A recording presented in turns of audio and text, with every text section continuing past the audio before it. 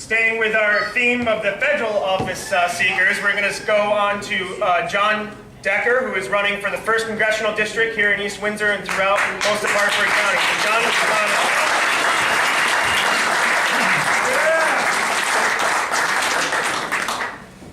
Good afternoon. It's great to be here. I want to thank all of you for being here. And really, I don't even know if I should thank you. I should congratulate you.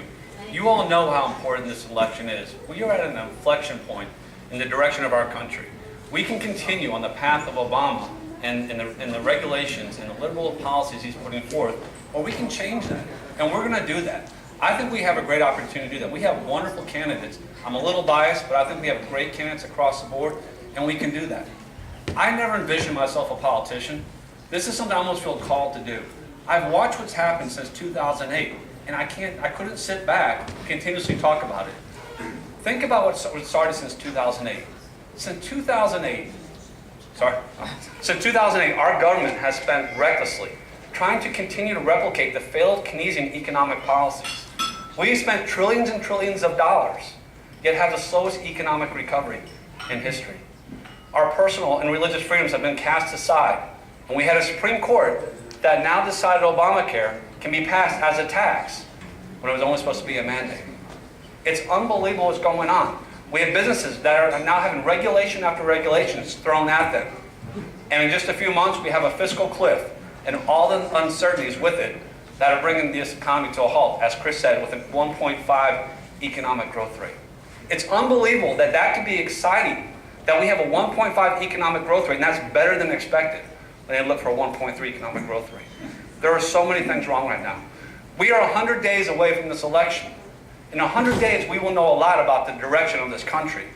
If we re-elect Barack Obama and Chris Murphy and John Larson and all the other people that are running the state for your state and local elections, we're going to continue this path we're going. More regulations, bigger government, more taxes, less economic growth, less personal freedoms. We can't do that.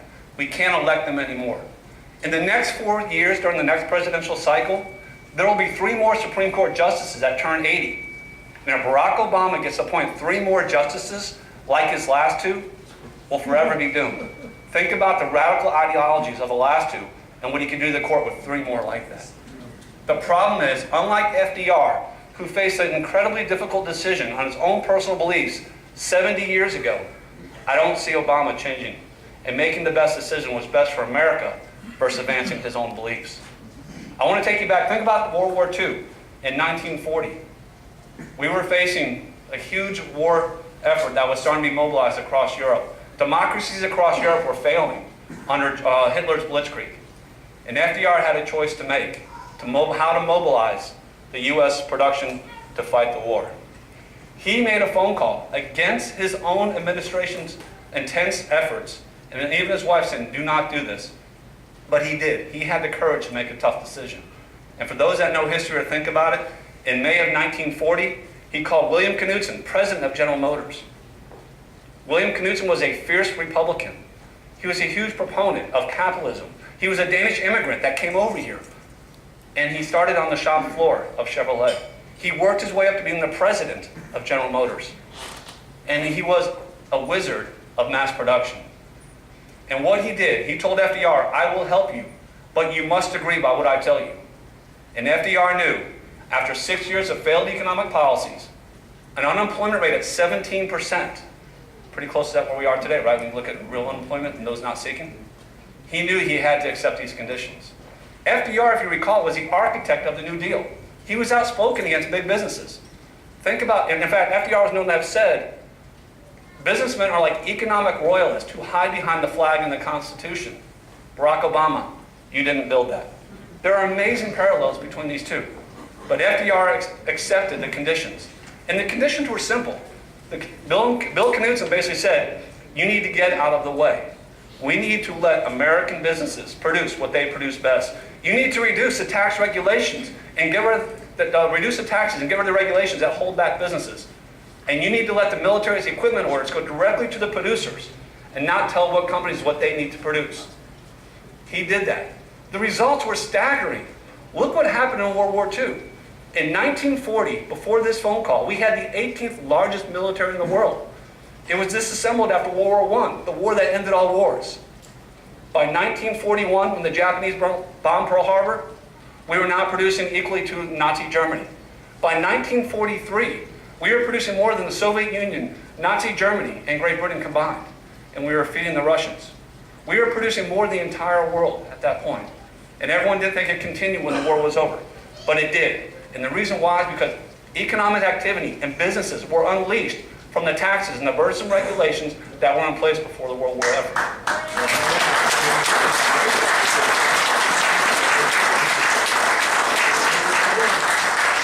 My friends, we can do this again. We can do this. We can be successful if we let America lead. And we get government and the people that run this country right now out of the way. And whether it be on the presidential, federal, state, or local level, it has to be done across the board. We can be successful. We've got great candidates to do this. You all know that. That's why you're here. We need your continued support. We need your help. You can tell your friends. Tell your friends they're great candidates. And when they say, I don't know them, or I'm always a lifelong Democrat or independent, say you need to listen to these candidates. We need your contributions, and those that have given already, fantastic. And this fall, we'll need you to volunteer. We'll need you to put out yard signs or make phone calls. But together we can do this, because what happened after World War II? After World War II, when the war was over and people were worried that we'd go back into recession, no, American innovation took off. Businesses now could produce whatever they wanted. They started producing washing machines and tractors and cars and automobiles, and American society took off.